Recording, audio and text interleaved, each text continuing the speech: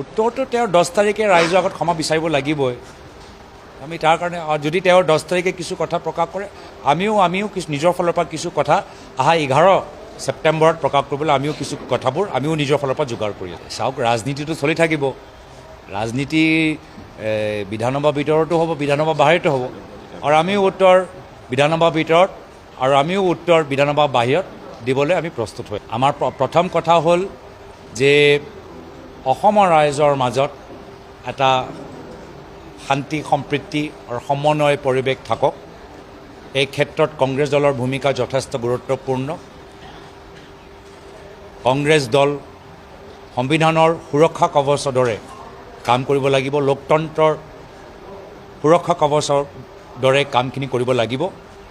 আৰু নিশ্চয় যদি আমাৰ কামখিনি ৰাইজে ভাল পায়, আগন্তুক দিনক ৰাইজক সেৱা কৰিবলৈ ৰাইজে আমাক সুবিধাটো দিব।